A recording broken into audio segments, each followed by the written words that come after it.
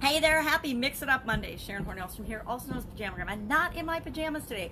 I've got a couple of questions today for you that I would love help with. Number one, what do you think about the term supersize? I've been playing around with the term supersize your business for decades, and I haven't really done much with it. And now as I'm getting ready to launch my program called Supersize Your Business, I'm wondering, do people really have as many negative connotations with the word supersize, to supersize and grow your business, as one of my sisters was telling me this morning? And no, I will tell you, I do not take business advice from my sisters. I do not take hardly any advice from my sisters. Some I do, but some not. Because we all come from very different perspectives and very different levels of experience with respect to businesses and running businesses. And I've got a very different background than my sisters do. So I listen, but then I'm like, I don't know that I agree with that. So my question is, what do you think of the word supersize? When you hear supersize, what do you think? Do you just think of that fat guy that gained weight eating fast food every day at McDonald's and that book? Or do you think of, hey, to build and grow and expand? I always thought of supersizing something as growing it, making it bigger, making it expand, making it be what I want it to be. But I'm just curious what other people think about that, and how much, how important is that? And I guess it's more important to my target audience than it is to anyone else. It's what does it mean to you? I actually like the term supersize. Could be because I'm only like 5'1.5", and so thinking that I could be supersized is pretty awesome. Anyway, I call this Mix Up Monday because I'm making my videos much later than usual today. Sometimes I have to mix things up and make them later. Had a sleepover with my amazing 4-year-old granddaughter and my sister because her family's traveling for spring break, and she said, let's have a girls sleepover because her family's all boys. She's got one son and then her husband, so she's like, let's have a girls sleepover. So we had a very fun girls sleepover. But this morning, when it was time to go to school, we had a little bit of a 4-year-old meltdown, not wanting to go to school. Now, she only goes for 3 hours, and then she comes and hangs out with me for the rest of the day. But she definitely was feeling sad. I think her dad's traveling, and so she's missing him.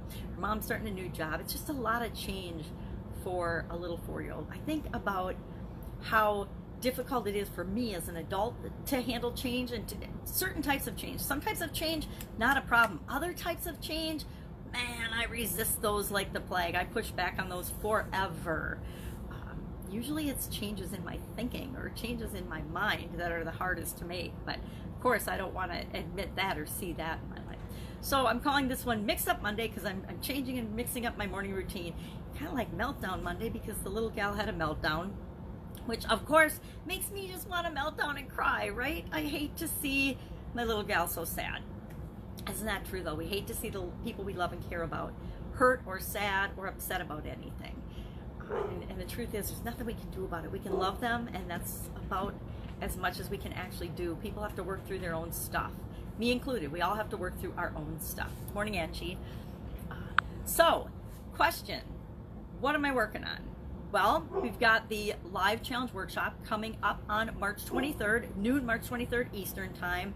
I'm doing a 5-day challenge to teach people how to use challenges to make sure that they never have challenges with their business in the future. Get all the people that you absolutely positively want for your business coming to you so that you're not chasing them, you're not chasing after and struggling all the time. One of my biggest challenges in the different businesses that I've been in, except for corporate America, because we had whole divisions that took care of sales and finding customers and attracting people, and they had their challenges, but they weren't my personal challenges in those organizations.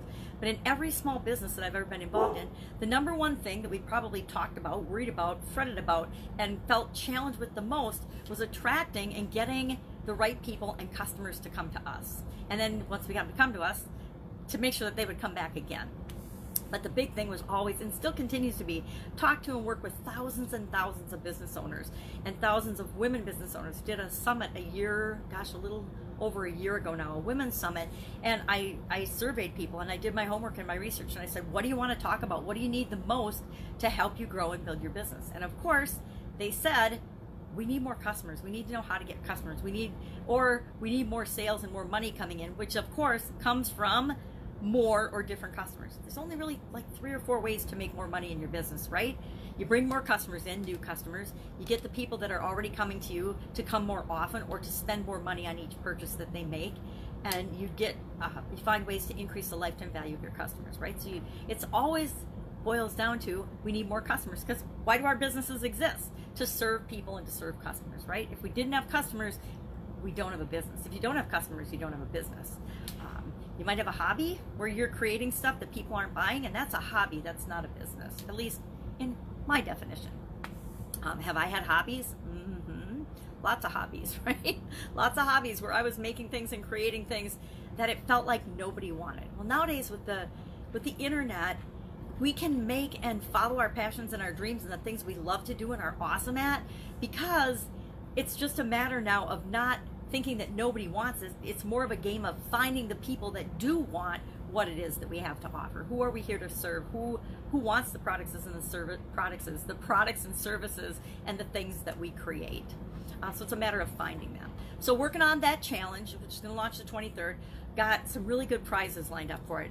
Up to and including, I'm doing a 10-day scavenger hunt with it. Even though it's mostly a 5-day challenge and then 5 days of bonuses, I'm doing a 10-day scavenger hunt where every day there'll be a clue, and I've already made up the clue cards, a visual clue card, and then you have to get the letter, unscramble it, and then enter by midnight, April 1st, to win a $25,000 prize. And so that I'm really excited about. I'm super excited about that, because somebody is going to get a $25,000 prize just for watching for 10 days and paying attention. And it's going to be recorded, so you can watch it anytime you want during that time and get all the clues and then figure them out, unscramble it, and then submit your entry for the contest. I think that's pretty fun. And then along the way, as part of the challenge, because what I found is we need to get people to take action, right?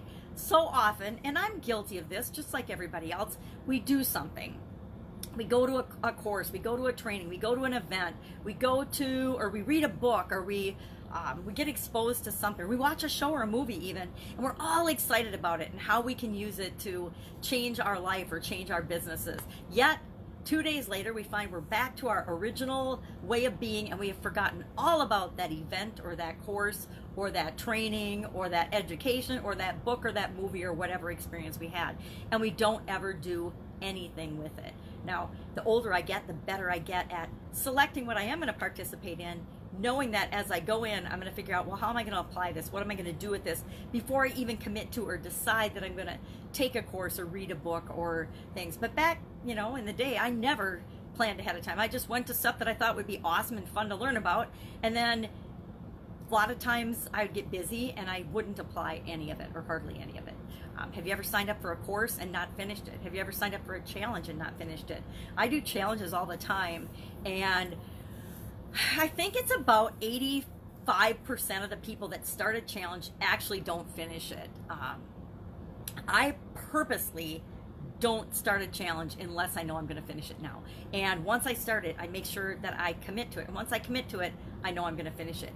But I watch, I do other people's challenges as well as my own, and I watch the people just fall off. The first day you'll have 500 people watching a challenge, and then, you'll have maybe 50 people doing the homework and posting their comments. Then the second day you have maybe 350 people watching it, and then there's maybe 25 people putting in the comments. By the end of the challenge, if you have 5 or 6 people out of 500 that are actually doing the homework throughout the whole thing, which secret, guys, guess what? If you want to win some of the prizes and get the results that people do, go around and do people's challenges. It is the quickest, fastest, easiest way to get a result that you want. And since most people drop off and don't participate, you have a really good chance of winning their prizes. I just did somebody's challenge, and I won a coaching session with her, which I love her. She actually was part of my women's summit, but I was the one that participated the most in her challenge, because I told myself she did a really cool thing. She had a spy theme with it, and she did clues, and she did extra bonus things to earn points, and I wanted to see how she was doing her challenge. And so I did it, and I participated in it, and I had a lot of fun, and I ended up winning a great prize. I mean, she gets thousands of dollars for doing one-on-one consultations, and I got that because I showed up and I participated. So there's a little insider secret. If you want to win prizes, if you want to do things, 90% of life is just showing up and participating, right? You get out of things what you put into them.